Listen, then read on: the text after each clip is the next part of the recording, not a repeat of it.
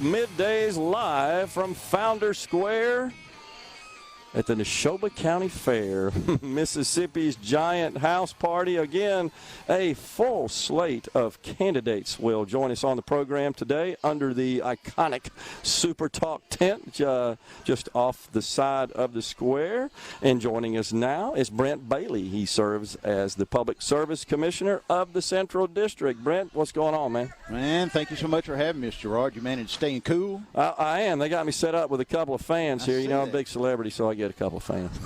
If they had really celebrity, had them cooling fans. That's right. You see where I rank, obviously. Right. So, you got to start somewhere. That's right. All right. You've already spoken this morning, I did. right? Yeah. I did at 8:40 this morning when it was still nice and cool. Yeah, exactly. So, hey, Jimmy. That's my friend Jimmy Nichols, works for Congressman Michael Guest.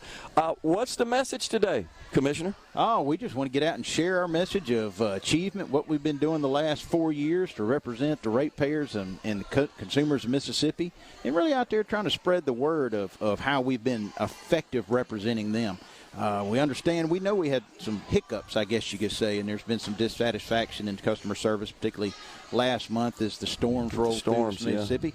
But like I tell folks, we can't control the weather. We can't control Mother Nature, but we can ensure that, what our utilities are doing is in the best interest of their ratepayers going forward.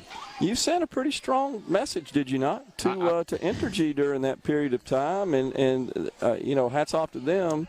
Haley Forsackley, CEO of Entergy, did respond. He did, and I appreciate that from me as well as tens of thousands of customers in the state, went days without power. We even had a gentleman in our own office go 8 days without power.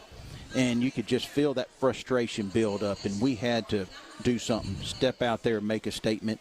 Entergy did respond. It was unfortunate they made a public response nearly 5 days after the event. And we can't – customers in today's world, as you well know, being a talk show host and response you get as soon as you say anything online, people want to have communications with their provider, with their service provider.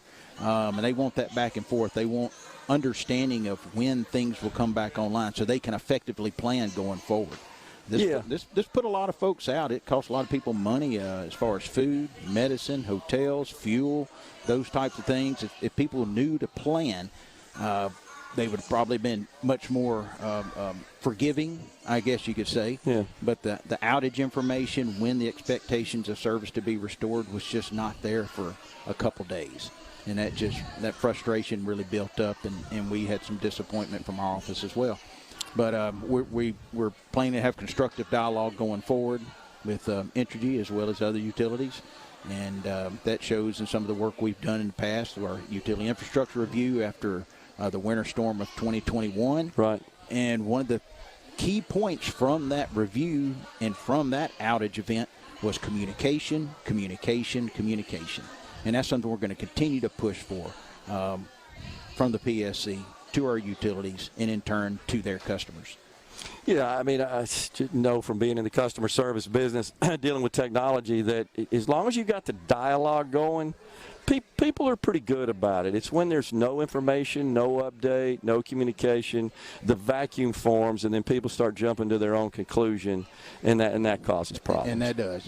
You're correct on that. But it sounds like that you and Entergy are working through that, and I fully expect, I think, they're good folks. I think overall they do a great job for Mississippi, and I think we'll see improvement there. I think so as well. They will be responding to our office by August 22nd, review of their actions and some questions we put forth.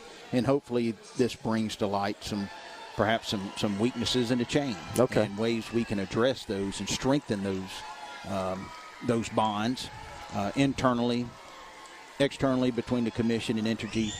And first and foremost, for the benefit of the ratepayers in Mississippi. Okay, so besides the rather unusual storms that we had, honestly, it was very unusual. A series of events there in June that seems like every other day were rolling through and knocking trees down, knocking power out, causing all kinds of problems. Stand them back up and do it again. Yeah, exactly. And so certainly we have to be sensitive to that. Yep. But besides that, and it sounds like that was an experience that we're all learning from. What's on the boards in the next term should you be fortunate to be reelected? Well, this is certainly one of those things we're continue to be, even though we no longer have, we've never really had true oversight of broadband. We're still a huge advocate in that office. And let's stop and explain that, because I know you've explained that before. Yeah. Most of that's being deployed by the electric co-ops, and the Public Service Commission doesn't have any purview over them. Is that correct? That's right. We can't tell them when and where to deploy service, but we do oversee the ETC process, the eligible telecommunications certification, and by approving these plans for deployment, that opens the door for access for federal funds through the RDOF program. Okay. But we also have our Beam office now. Sally Doty runs That's right, but we work hand in hand with them because consumers still reach out to us a lot, even though telecommunications was deregulated in 2012 in the state of Mississippi. Customers still want somebody to reach out to. And we're more than happy to receive those calls and get them pointed in the right direction for their provider on whatever their telecommunication needs are. Well, it overall looks like that rollout is going pretty well. I think we're somewhat in line with the expectation of the schedule. That's right. A lot of money has come into the state over the last couple of years. We had a big influx of dollars, and now the Beam office is developing a plan, an RFP of where to apply those monies, leverage them with the private sector market to get those services into unserved and underserved areas of the state, particularly in those rural areas that have not had the privilege or the ability to access high-speed internet. So as the incumbent running for Central District Public Service Commissioner, we just had a challenger, well, actually not a primary challenger, but would be a general election challenger, DeKeither Stamps, serving in the State House of Representatives. What do you say to the voters? How would you differentiate yourself from him? Well, knowledge, experience, being in this realm for many, many years, professionally conducting myself, representing the ratepayers. Decades I've been in this area, and applying myself, putting in the extra hours, continuing to engage not just here in Mississippi across the Central District, but also across the region and the nation with my fellow commissioners, learning from them as well. What about your team? My team got a great staff. Couldn't do it without them, no doubt about that, not just within the Central District, but at the PSC as well. Very talented staff, and they've been through the ringer many times. They've fought. And I lean on them a lot, and it's so helpful to have them there. But we just want to continue to press that message that the PSC is not an on-the-job training opportunity. I mean, you've been in those areas. Things change. We have to be responsive to customers. Technology continues to evolve. We got to be prepared with what's coming down the pipe from the federal regulatory side of things. Every day. How we can defend that and ensure that we continue to have reliable, affordable utility service, particularly on the electricity side.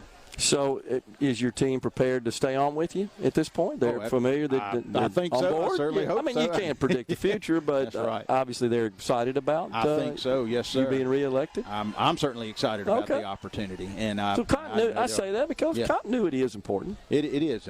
We had that even to transition from the last group that was there. We kept a lot of those folks, and we continue to build on that, bring new folks on, and it's just really having the honor and the opportunity to serve in this role. It seems like every day, Commissioner, I'm sorry to interrupt you, but it seems like every day the Biden administration is attacking something else that is related to consumption of power, of energy. And the latest is, of course, water heaters. They're going on the attack on water heaters, but they're telling us, it won't go into effect till 2029. When do we get to the point that maybe you coalesce with your peers in the other states, and maybe we have to fire up our respective attorney generals and then go to the Biden administration and say, you're just going too far here? Yeah, so we do have a great working relationship with a lot of the commissioners of other states, but you get things at the same time, there's other bodies and states that have their policy agendas and directions, and you may not always see eye to eye, but you certainly respect that, particularly here in the Southeast, our southern group of commissioners generally arming on a lot of these issues, and we're evaluating right now a lot of these greenhouse gas emission rules and what the impact of that could be on our generation fleet. In the state of Mississippi, 80% of every kilowatt hour is generated from natural gas. And they don't like that. Biden doesn't like that. Certainly, I mean, it's a clean energy resource for the most part, but we got to ensure we continue that sustainable resource while continuing to diversify and bring in significant investment to the state of Mississippi, particularly in the rural areas. Fossil fuels are necessary for human thriving. That's all I'll say at that point. You look, everything around you is built. I understand. Your monitors, your table, the tent, I'm sure. You got it. Yep. But Commissioner, appreciate you coming on. Hey, thank you so much, Gerard. Have a good day. Stay cool if you can. Yes, sir. Stay out of the sun. You got it. We're coming right back with Bethany Hill, candidate for Mississippi Agricultural and Commerce.